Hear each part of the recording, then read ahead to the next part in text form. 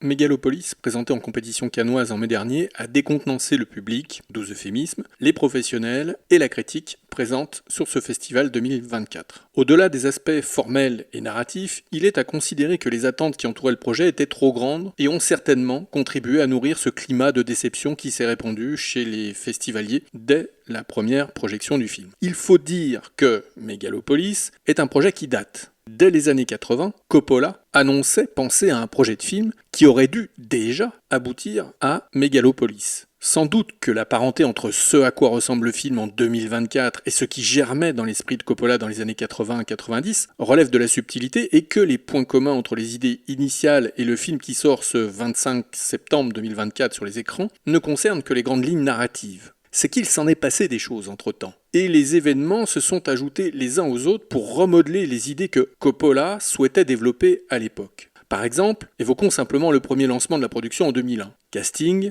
lecture de scénario, tournage de plan de la ville de New York, etc. Tout est en place, le projet est lancé. Sauf que non, le projet va tomber à l'eau après les attentats du 11 septembre 2001. Forcément, puisque l'importance utopique de la ville qui composait l'ossature du projet de Coppola ne pouvait se soustraire aux modifications urbaines, architecturales et morales qui résultaient des attentats, sans même parler du trauma qui en a découlé, bien sûr. Alors Coppola passe son tour. Il déclarera même avoir abandonné le projet jusqu'à ce que Megalopolis revienne hanter le cinéaste. Jusqu'à ce qu'il se décide finalement à relancer la mécanique d'une production filmique. Avant d'aborder les qualités de Megalopolis, car n'en déplaise au plus chagrin, le film n'est pas aussi détestable que cela, cette gestation sur le long terme a sans doute nuit au projet, et évoquons un petit peu quels pourraient être les problèmes rencontrés par Coppola. Qui connaît un tant soit peu son fonctionnement, le fonctionnement de ce metteur en scène absolument brillantissime, sait que ce dernier se laisse traverser en permanence d'idées nouvelles qui, d'une certaine manière, participent du doute qui s'est emparé systématiquement du cinéaste pendant les réalisations de tous ses films, des plus réussis aux moins probants.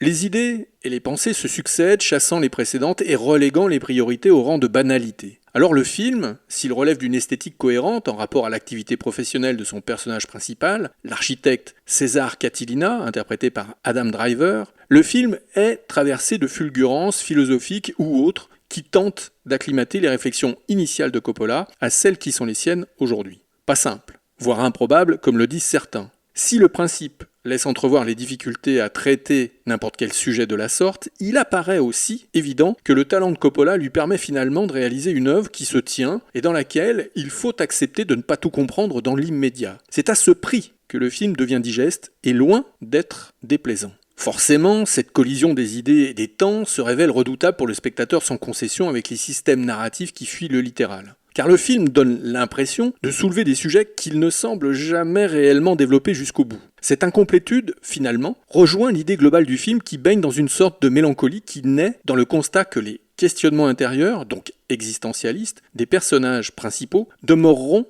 insolvables. Dans sa structure comme dans son titre, Megalopolis n'est pas sans évoquer un film important de l'histoire du cinéma qui avait pour sujet la place d'un architecte bercé d'utopie et de sentiments amoureux dans un monde structuré en fonction de l'architecture de la ville qu'il avait conçue. Il s'agit bien sûr de Métropolis de Lang, autre film teinté de mélancolie, s'il en est. Megalopolis repose sur une construction scénique et scénaristique à 3 niveaux qui pourraient, dans les grandes lignes, être celle de Métropolis. Première similitude, l'évolution de la dramaturgie s'élabore à partir des questionnements de Catilina, l'architecte majeur de la cité utopique en développement, et de sa compagne, Julia Cicero, interprétée elle par Nathalie Emmanuel, qui n'est autre que la fille du maire de la ville auquel s'oppose Catilina. Un autre rapprochement est également possible entre Megalopolis et Métropolis à travers la topographie des espaces scéniques. Un principe d'opposition régit les interactions spatiales d'une cité construite sur 3 niveaux interdépendants. Il y a le domaine des puissants, celui de la ville des gratte-ciel, associé à une forme géométrique dominante, le triangle, qui traduit aussi l'absence de considération des dominants pour les masses laborieuses.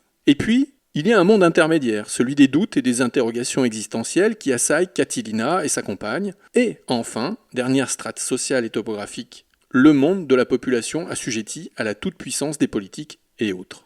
La mélancolie qui irrigue tout le film se vérifie par un autre élément dramaturgique exploité essentiellement dans la première partie du film. Catilina est détenteur du pouvoir de stopper le temps, de le figer et de se mouvoir dans cette parenthèse qu'il est le seul, ou presque, à pouvoir arpenter. Cette qualité, si elle offre des moments de toute beauté dans le film, s'inscrit dans la logique de la conscience du temps qui passe et qui semble improbable à habiter pleinement. Suspendre le temps, suspendre la vie, sortir du monde pour se ménager la possibilité de penser. Voilà bien un thème qui entre en écho aux préoccupations de notre époque et qui, sans doute, fut au cœur de la réflexion créative de Coppola. À l'heure de la réaction immédiate, de la diffusion permanente d'impressions irréfléchies, le pari de Coppola est de faire de son architecte un personnage qui, malgré sa capacité à s'extraire du flot incessant d'informations plus ou moins vraies qui circulent, a la possibilité de ne pas se soumettre à cette logique et de produire des pensées qui ne souffrent nullement de l'instantané. Collision totale. Là se mesure l'ampleur d'un autre défi que Megalopolis tente de relever. Soumettre au spectateur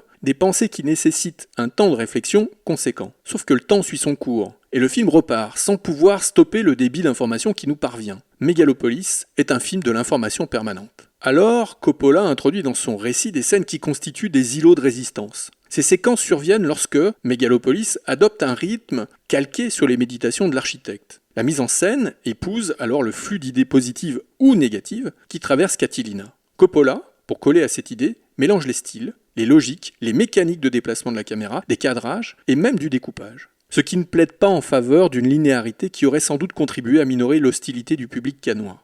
Megalopolis assume le puzzle qu'il est, la mosaïque d'images qu'il faut tenter d'assembler pour entrevoir l'idée d'une forme filmique qui, à défaut d'être pleinement aboutie, répond au condensé d'idées que le film se plaît à être. Et puis, ne pas bouder son plaisir. Aussi infime qu'il soit, et profiter des dernières images, sans doute, que l'immense metteur en scène qu'est Coppola a décidé de nous proposer. Et ne serait-ce que pour ça, Megalopolis est et restera une curiosité qui mérite au moins un détour.